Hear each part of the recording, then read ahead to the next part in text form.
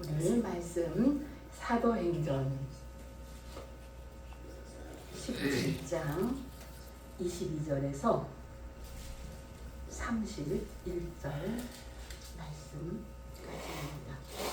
이 사도행전 17장 22절에서 31절 말씀은요, 저기 그리스 아테네에 가면은 아레오파고라는 언덕에 들어가는 입구에 동판으로 새겨놓은 말씀이 이 말씀이 새겨져 있습니다. 그 입구에.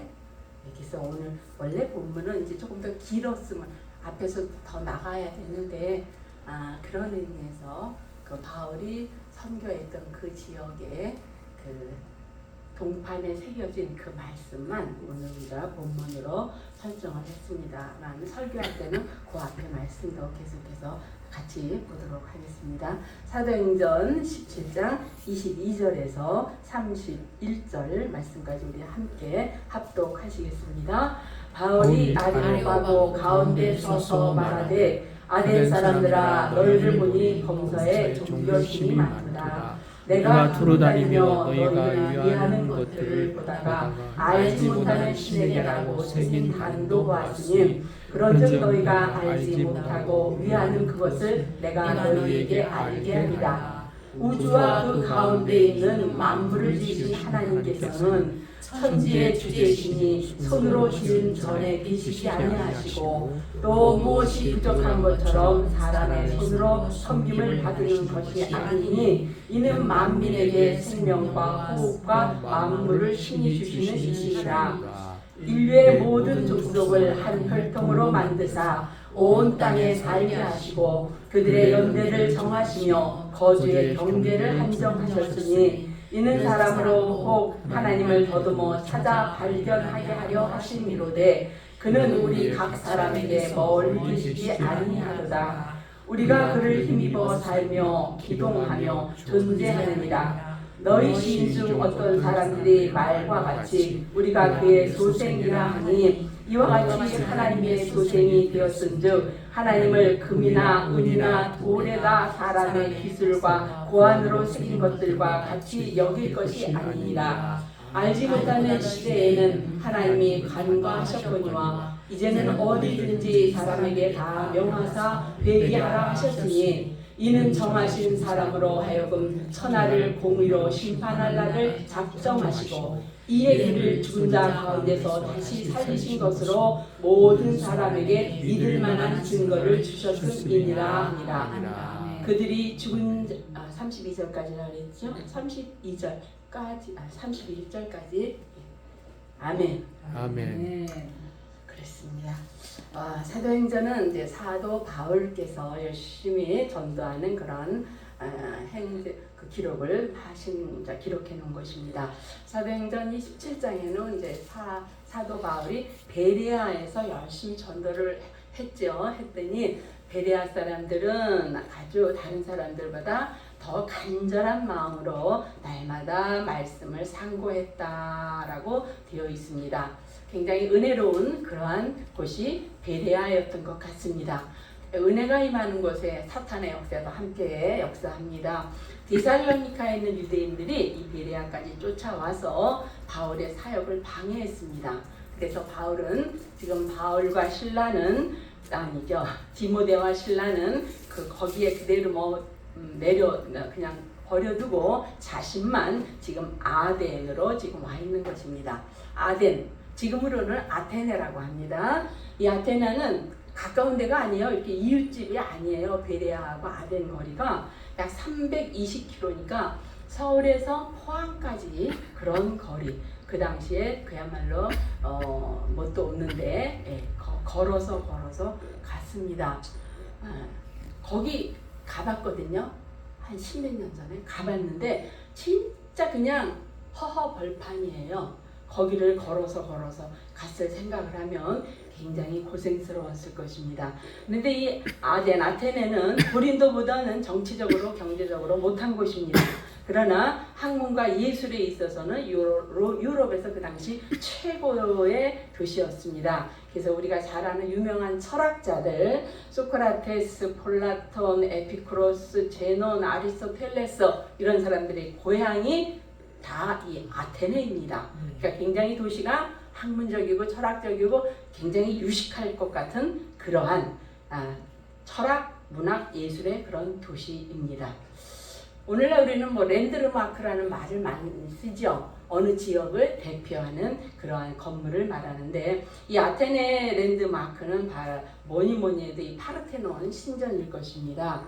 예, 지금은 뭐 가보면 지금만 몇 개 남아있지 않음에도 불구하고 그 위형을 보면은 정말 잘 지었구나. 그러니까 지금 이 바울이 가기 약 2500년 전에 지어진 것입니다. 이 파르테논 신전이라는 것이. 그러니까 그 후에 지금 바울이 간 거거든요.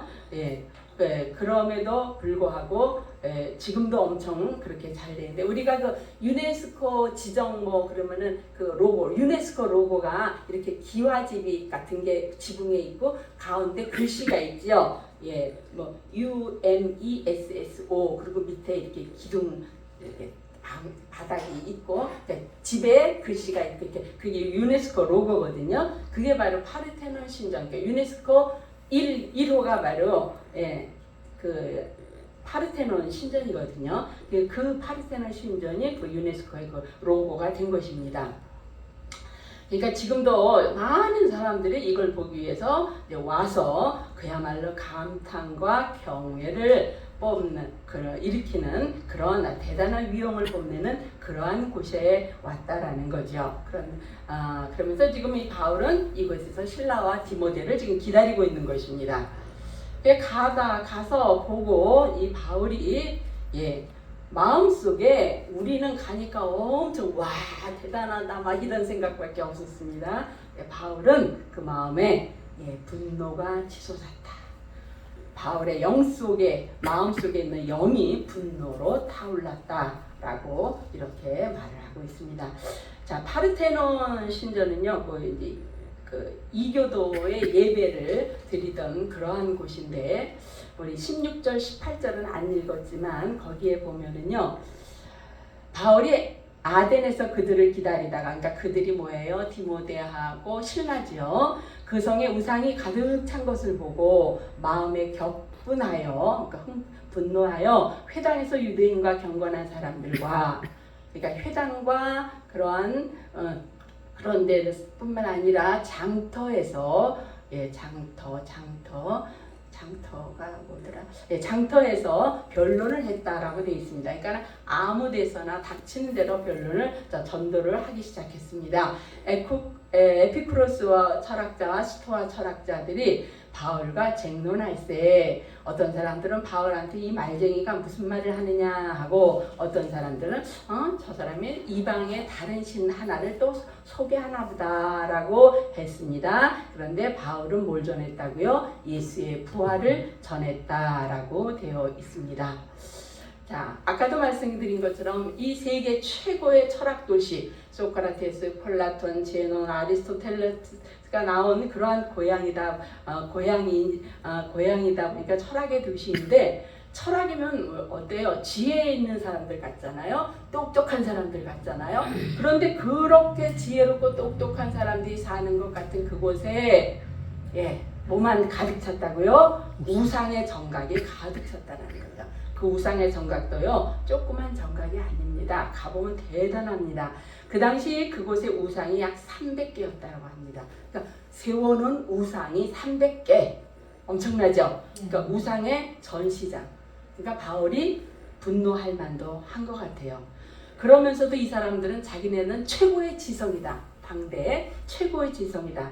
이런 거를 모르는 다른 사람들은 미개한 야만인이다. 라고 이렇게 무시하는 그러한 사람들이었습니다. 자, 철학이 뭐예요? 지식과 지혜를 사랑하는 사람들이 철학입니다. 그런데 참 지혜는 하나님을 아는 것이 참 지혜인데 지금 이 사람들은 잘못 알고 있습니다. 그럼 우상은 또 뭐예요? 우상은 하나님보다 더 위대하게 생각하는 것입니다. 그러니까 유대인들은 사실 구약에서 계속 메시아를 기대하고 있었잖아요. 근데 어떤 사람은 그렇게 말하더라고요. 유대인들은 메시아를 기다린 게 아니라 물질신을 기다린 것 같다. 그래서 전 세계의 유대인들이 수전노라고 하잖아요. 그러니까 보이는 우상을 안 섬겼어요. 유대인들은 십계명에 있으니까. 그러나 물질에 대한 집념은 대단했다라는 것이죠. 그래서 회당에 와서 기도문을 외우고 계명을 외우고 예배는 드렸지만 그 모든 것이 다 자신들이 잘 되라고 그런 목적으로 왔다라는 거죠. 그러면 그것은 바로 우상을 섬기는 거라는 것이죠. 오늘 저희도 하나님 전에 예배하러 왔습니다. 말씀을 들으러 왔습니다. 그러나 우리의 목적이 내가 잘 되고 내 가족이 잘 되고 내 사업이 잘 되기 위해서 왔다면 그것은 예전에 우상을 섬기던 전각에서 예전엔 돌에다가 절에 가서 빌던 것을 이제는 교회에 와서 장소 이전만 한 그러한 결과가 되는 것이죠. 자, 에피쿠로스라는 것은 무슨 학파냐면요. 이 사람들은 신이 없다. 무신론자입니다. 그래서 하나님도 없고 천국도 없고 지옥도 없고 이 땅에서 잘 먹고 잘 살면 된다. 예, 그런 것이 에피쿠로스 학자들이 하는 말입니다. 그러니까 이 사람들이 제일 싫어하는 말은 죽음이라는 말입니다. 어떻게 보면 현대인들하고 같아요. 예, 현대인들 뭐 부모 되실 거 자식 되실 거 그냥 책임지기 싫다는 얘기죠. 그래서 예, 그냥 현재 재미만 그냥 그 나만 보면 꼬리치는 강아지 키우는 게 더 좋다. 예, 비슷한 것 같아요. 스토아 학파는 뭐냐면 에피쿠로스하고 정반대입니다. 이 사람들은 범신론자. 모든 곳에 신이 있다. 고목나무에도 바위에도 장독대에도 태양에도 달에도 강에도 다 신이 있다. 일본에 가니까 개구리도 신이 있고 고양이도 신이 있고 별게 다 신이더라고요.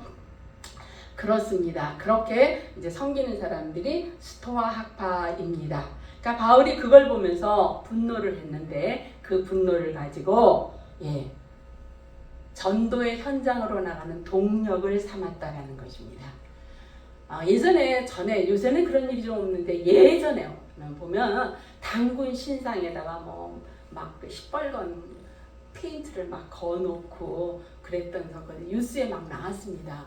그런 게 뉴스에 나오면요, 기독교가 증거되는 게 아니고 저 기독교 하나님 믿는 것들은 아주 폭력적이고 무례하다라고 욕을 받을 수밖에 없거든요.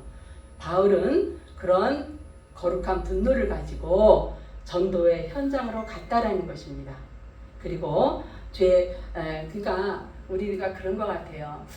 우리도 사실은 예전에 하나님을 몰랐잖아요. 마땅히 죽어야 될 우리들이었는데 하나님께서 그 아들을 우리에게 보내셔서 우리를 구원해 주신 것처럼 우리들도 모르는 사람들이기 때문에 저들에게 흥분하고 막 폭력적으로 하면 안 된다라는 거죠. 모르는 건요, 아는 사람에게 책임이 있습니다. 모르는 사람은 몰라요. 모르니까 자기 나름대로 최선이에요. 아는 사람이 책임을 져야 합니다. 아는 사람이 모르는 사람을 설득시켜야 됩니다. 부부싸움도 가끔가다 왜 해요? 내 생각이 맞거든요. 그럼 모르는 사람은 내가 설득을 시켜야지. 화내면 안 됩니다.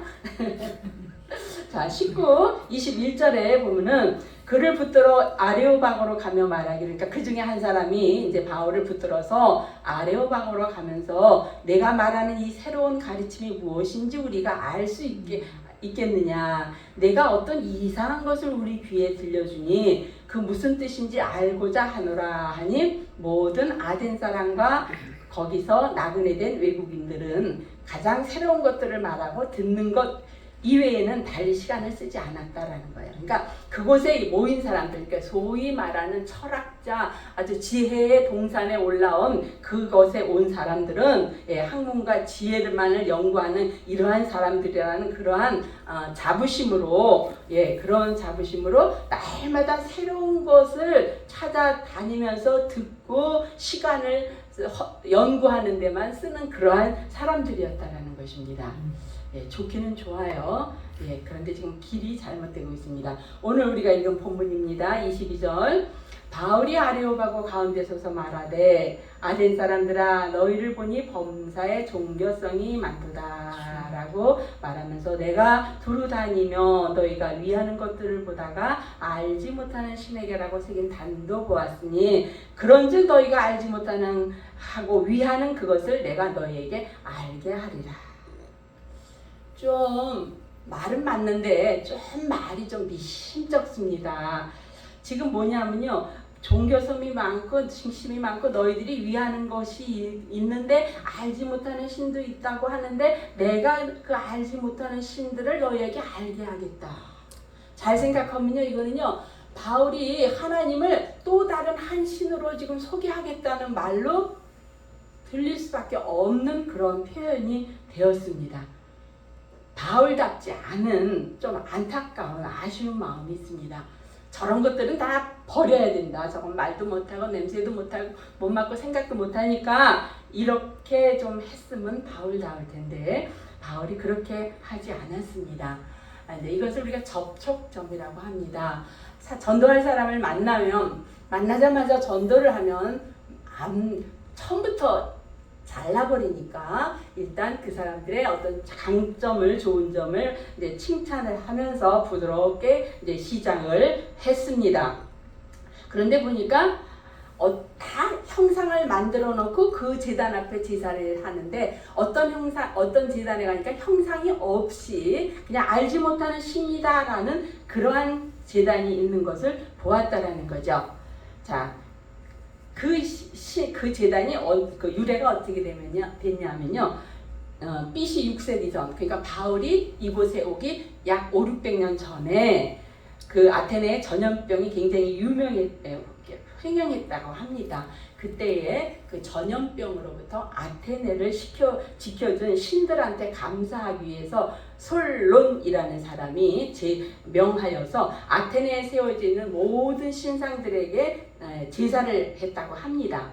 그러다가 혹시 빠진 신이 있으면 그 신이 화를 낼까봐 그래서 알지 못하는 신이라고 형상은 못 만들죠. 그래 놓고는 만들었고, 그러니까 600년 전에 세워놓은 것을 지금 바울이 아테네에 와서 그것을 본 것입니다.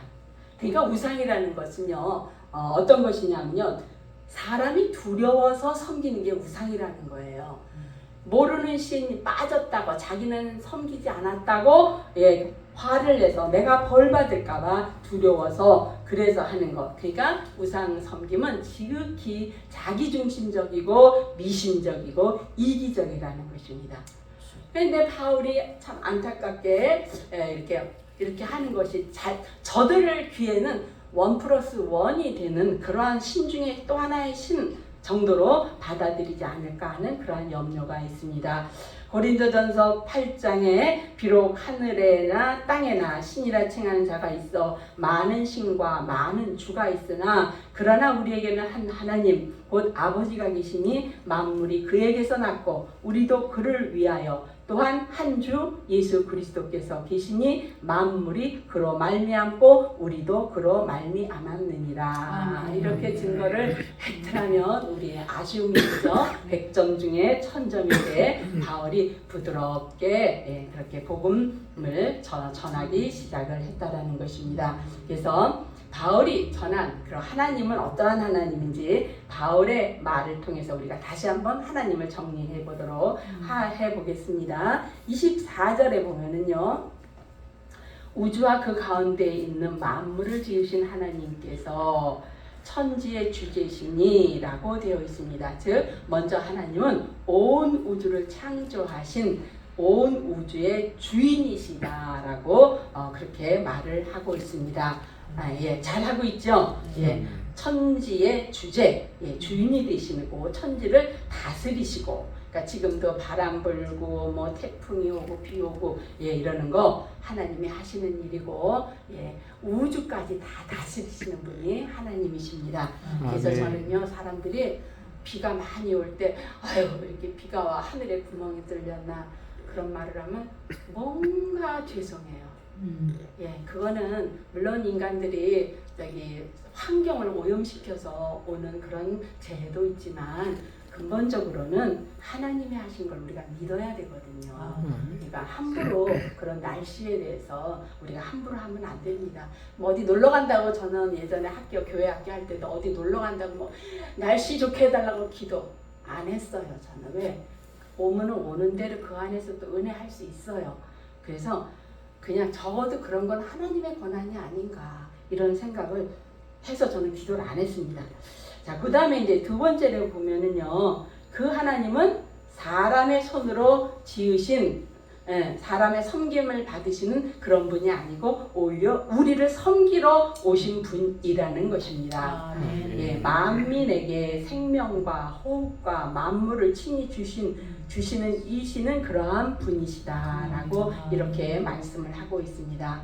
그러니까 이 우상을 섬기는 사람들은 내가 벌 받을까봐 우상 앞에 가서 막 뭘 드리고 절하고 하는데 그게 아니고 우리 하나님은 우리에게 내가 살아있는 생명, 살 수 있는 호흡 뿐만 아니라 이 우주 만상을 우리에게 주신 그러한 분이다라고. 그러니까 하나님 뭐를 받고자 하시는 분이 아니라는 것입니다.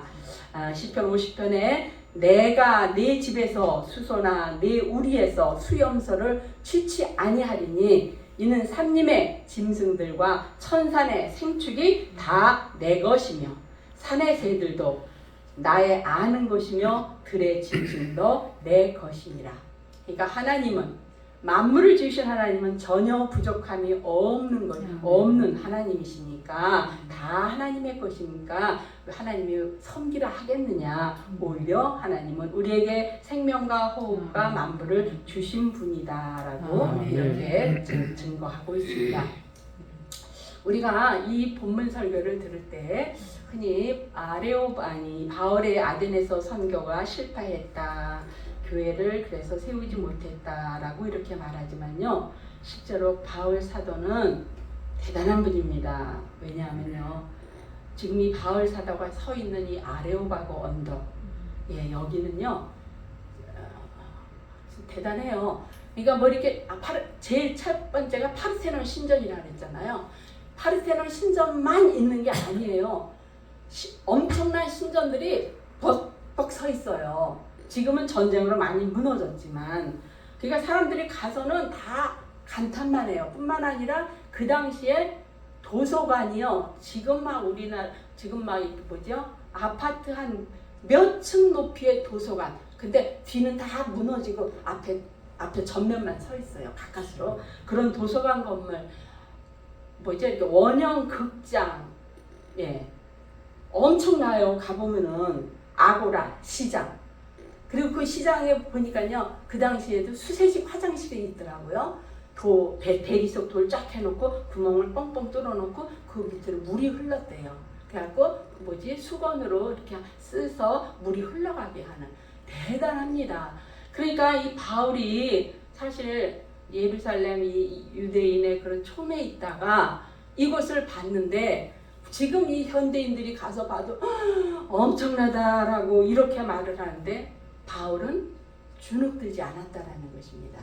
더군다나 거기 있는 사람들이 기라성 같은 철학자들이거든요. 그럼에도 불구하고 바울이 기죽지 않고 하나님을 제대로 증거했다라는 것입니다. 그러니까 바울은요 실패한 거 아닙니다. 그리고 바울은 대단한 분입니다. 역시 바울은 바울입니다.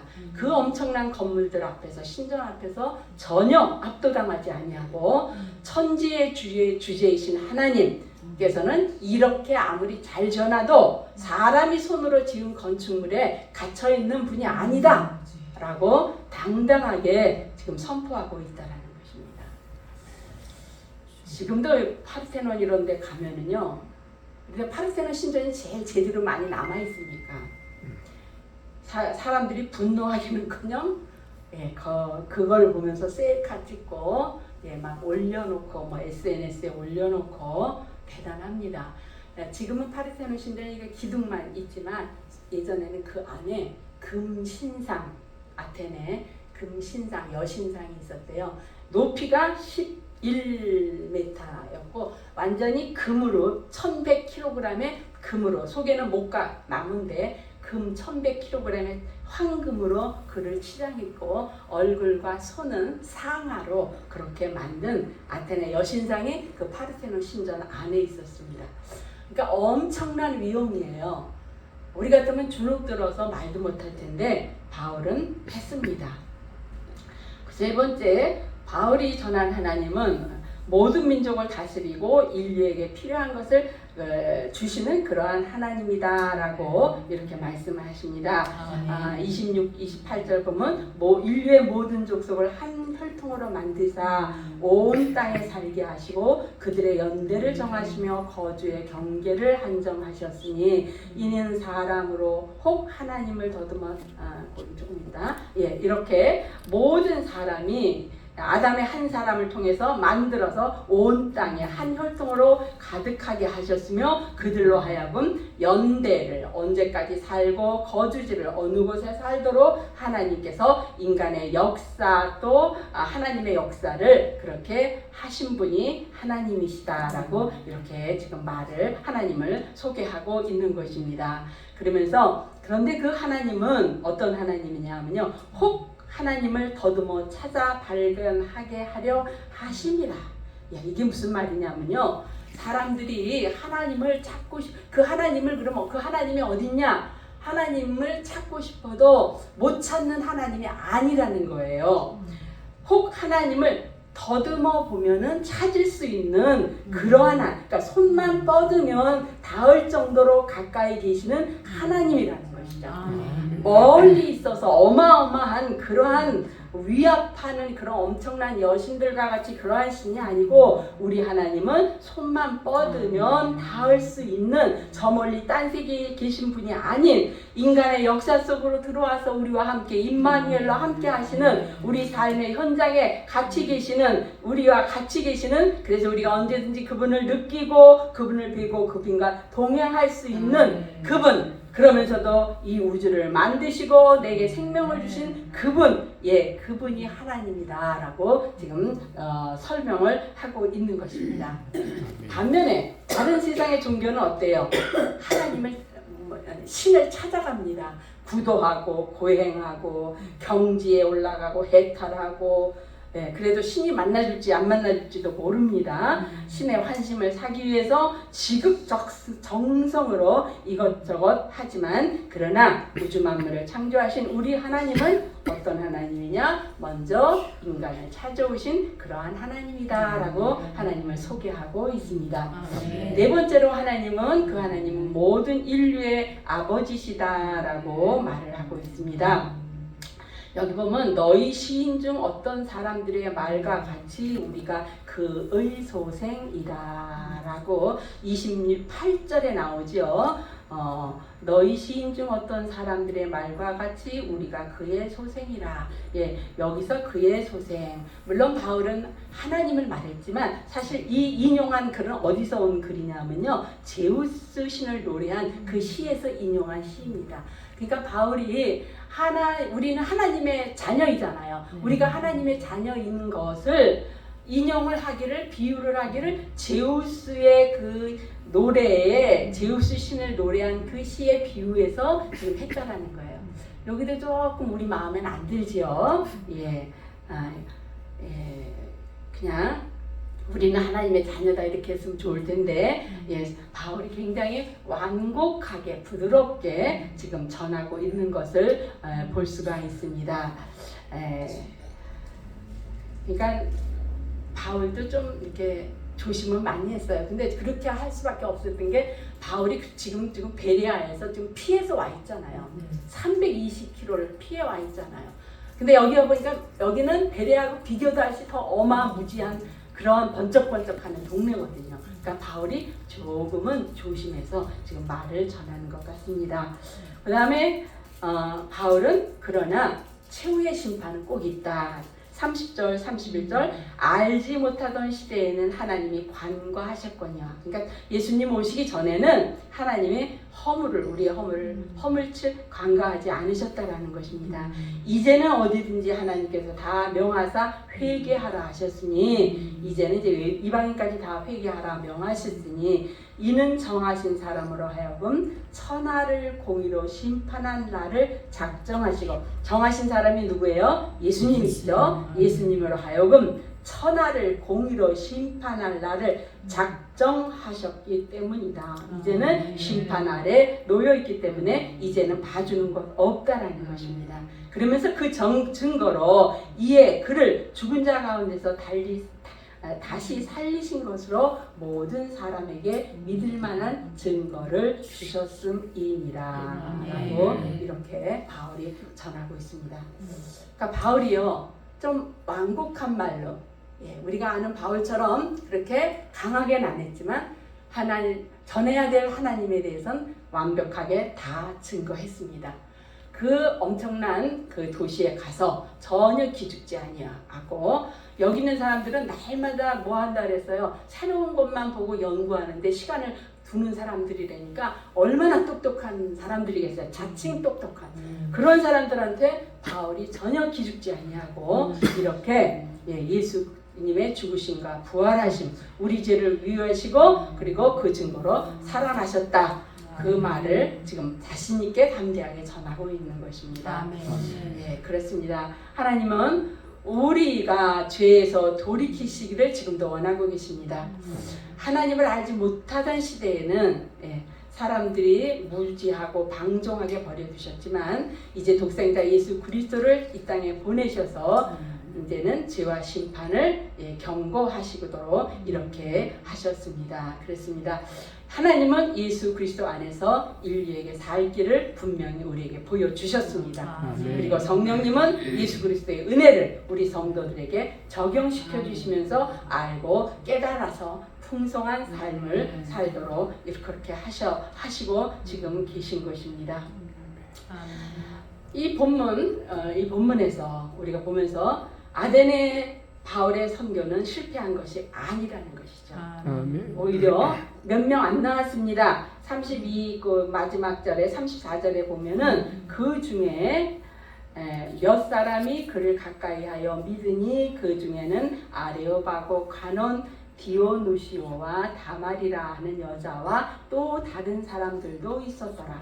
그러니까 뭐예요? 적어도 3명 이상은 열매를 맺었다라는 것입니다. 건물의 교회는 안 세웠어요, 아테네에. 그러나 우리가 교회잖아요. 하나님을 믿는 한 사람 한 사람이 교회잖아요. 그러니까 교회가 세워지지 않은 게 아닙니다.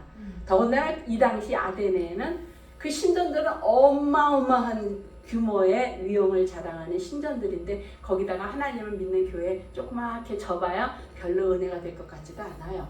오히려 살아있는 나 한 사람의 한 영혼 교회 그것이 더 은혜가 될 것 같습니다.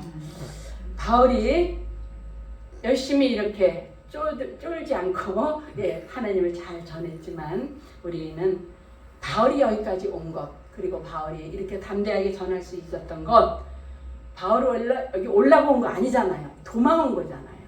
모두 다 하나님의 계획이시라는 것입니다. 거기에 하나님의 바울이라는 사람을 선택하셨다라는 것입니다. 그리고 바울은 그 어마어마한 곳에 가서 하나님을 증거함으로 그러면서 비로소 결과로 로마 제국에 하나님이 들어가는 그러한 씨가 뿌려지기 시작한다라는 것입니다. 그렇습니다. 하나님의 계획은 우리가 이해하지 못하고 동의하지 않아도 반드시 실행이 됩니다. 때로는 도망을 가서라도 하시도록 합니다. 하나님의 약속은 더딘 것 같지만 가장 완벽한 때에 성취됩니다. 하나님의 사랑은 저항할 수 없는 은혜로 우리를 사로잡습니다.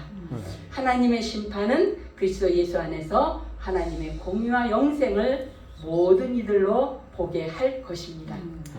유대인은 표적을 구하고 헬라인은 지혜를 찾으나 그들 중 누구도 사망에서 생명으로 돌이킨 사람은 없습니다.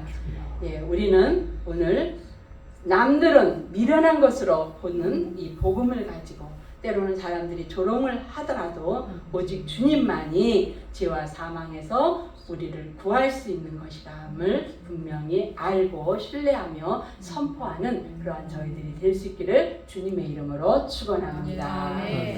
사랑의 하나님 감사합니다. 오늘도 우리는 전도의 용사 사도 바울을 보면서 사도 바울이 증거한 하나님의 모습을 다시 한번 되돌아보았고, 또 바울을 보면서 오늘 전도에 나태하고 복음에 힘쓰지 않는 우리들의 모습을 회개하기를 원합니다. 주여 아버지 하나님, 20-30년 전 우리 한국교회가 얼마나 많은 복음 전도를 위하여 애쓰고 힘썼던 그러한 시절이 있었는데, 오늘은 교회들마다 전도와 복음 증거에 참으로 아버지 하나님 후퇴하고 나태한 모습들에 젖어 있는 것을 보게 됩니다. 우리 자신이 회개할 수 있게 하시고 다시 한번 우리 안에 전도의 동력이 일어날 수 있도록 도와주시옵소서. 땅 끝까지 복음을 증거하라 하셨사오니 아버지 하나님, 우리 마음에 불붙는 열정을 주시어서 내가 증거하지 아니하면 내가 내 몸이 불사를 것 같다라는 그러한 마음으로 주를 증거할 수 있는 우리 모두가 될 수 있도록 도와주시옵소서. 우리 한국교회에 다시 한번 전도의 불씨를 부어주시고 한국교회에 다시 한번 성령의 바람을 부어주시옵소서. 감사하오며 예수님의 이름으로 기도드립니다. 아멘.